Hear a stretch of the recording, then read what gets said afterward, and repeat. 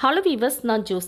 Doctor APJ Abdul Kalam 1931 October 15 ராமேஸ்வரத்தில் பிறக்கிறாரு.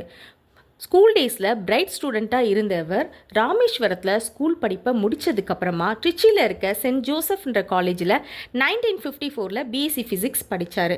அதுக்கப்புறமா 1955 சென்னையில் இருக்க எம்ஐடியில் ஏரோநாட்டிக்கல் இன்ஜினியரிங் படிக்கிறாரு. அதுவும் முடித்ததுக்கப்புறமா 2001 அண்ணா யூனிவர்சிட்டியில் அவரோட விருப்பமான ஆசிரியராக பணியாற்றுறாரு. 2002லேருந்து 2007 வரைக்கும் இந்தியாவோட 11th குடியரசுத் தலைவராக இருந்திருக்காரு. ஸ்பேஸ் சயின்டிஸ்ட், ஏரோ சயின்டிஸ்ட், இப்படி பல பேரில் அழைக்கப்படுற நம்ம டாக்டர் அப்துல் கலாம் அவர்கள் அணு ஆயுதம், ராக்கெட், இப்படி பல கண்டுபிடிப்புகளை நிறைய பங்காற்றிருக்காருன்னு தான் சொல்லணும். இந்தியாவுக்கு நிறைய பேர் வாங்கி கொடுத்துருக்காரு. 1998 டாக்டர் சோம்ராஜ் அவரோட சேர்ந்து கரோனரி ஸ்டென்ட் அப்படின்றத உருவாக்கினார். இது எதோட யூஸ்னால் ஹார்ட் பேஷண்ட்டுக்கு ட்ரீட்மெண்ட்டுக்காக பயன்படுத்துறது அப்படின்னு சொல்லப்படுது. ஃபஸ்ட்லாம் ஃபாரின்லேருந்து தான் இதை இம்போர்ட் பண்ணிகிட்டு இருந்தாங்க. ஆனால் நம்ம டாக்டர் அப்துல் கலாம் அவர்கள் உருவாக்குனதுக்கப்புறம் ஃபாரின்லேருந்து இம்போர்ட் பண்ணுறதை 50% குறைச்சிருக்காங்க. இந்த கரோனரி ஸ்டென்ட் 50K கொடுத்துலாம் கூட வாங்கியிருக்காங்களாம் ஃபாரின்லேருந்து.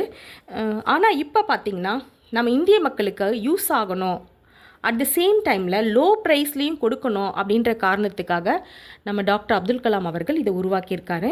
2012 டாக்டர் சோம்ராஜ் அப்புறம் டாக்டர் அப்துல் கலாம் அவர்கள் சேர்ந்து கிராமத்தில் இருக்க சுகாதார பணியாளர்களுக்காக டேப்லெட் ஒன்று உருவாக்குனாங்க.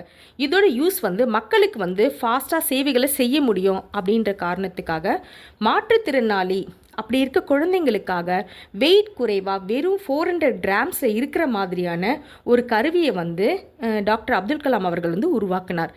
ஏன்னா இரும்பில் வெயிட்டாக செயற்கைக்கால் போட்டுட்டு குழந்தைங்கள் நடக்கிறத அவர் பார்த்துட்டு மனசு ரொம்ப வருத்தப்பட்டு இந்த குழந்தைங்களுக்காக நம்ம ஏதாவது செய்யணும் அப்படின்ற ரீசனுக்காகவே இந்த செயற்கைக்காலை அவர் உருவாக்கியிருக்காரு. விங்ஸ் ஆஃப் ஃபயர்ன்ற புக்கில் அவர் இந்த செயற்கைக்கால் பற்றி, இந்த செயற்கைக்கால் கருவி பற்றி அவர் சொல்லியிருக்காரு.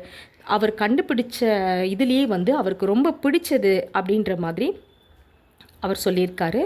இது மட்டும் இல்லை, நிலம் நீர் சகதியில் எல்லாத்துலேயும் சாதாரணமாக போகக்கூடிய வண்டியான ஹோவர்கிராஃப்ட் அப்படின்ற ஒரு இதை கண்டுபிடிச்சிருக்காரு. இதுக்கு 2 இன்ஜின் இருக்குதுன்னு சொல்லப்படுது. இந்த ஹோவர்கிராஃப்ட் விவசாயிகளுக்கு பயன்படுத்தும் வகையில் அவர் உருவாக்கியிருக்காரு.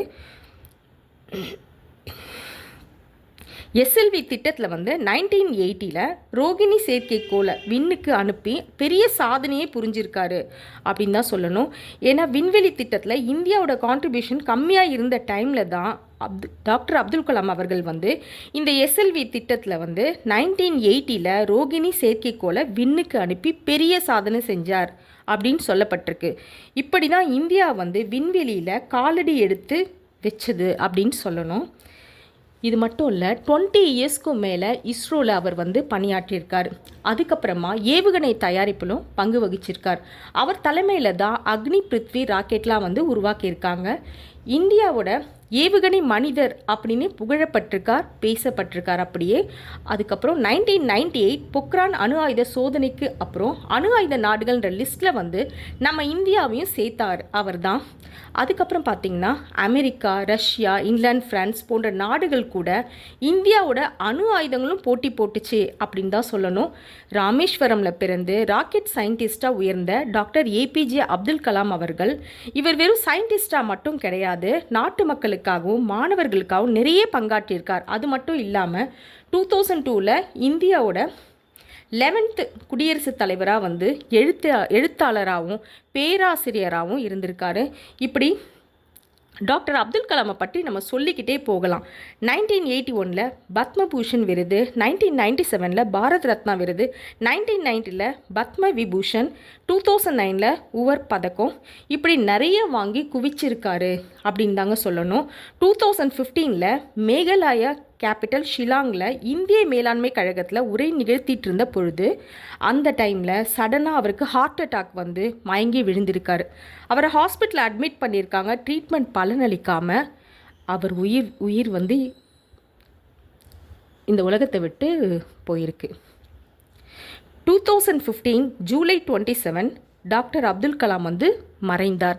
அவர் மறைஞ்சாலும் அவர் நம்ம நாட்டு மக்களுக்காக செஞ்ச பணிகள் வந்து கண்டுபிடிச்சதாக இருக்கட்டும், மாணவர்களுக்காக செஞ்சதாக இருக்கட்டும், மக்களுக்காக செஞ்ச அருமையான விஷயங்களாக இருக்கட்டும், எல்லாமே ரொம்ப ரொம்ப பெருசு.